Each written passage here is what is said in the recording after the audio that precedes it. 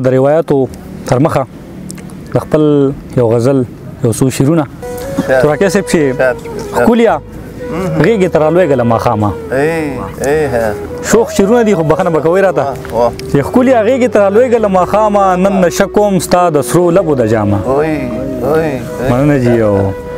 هغه ما چې تل په شات شکر بلله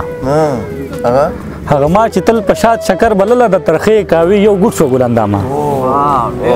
مننه جي هغه ما چې تل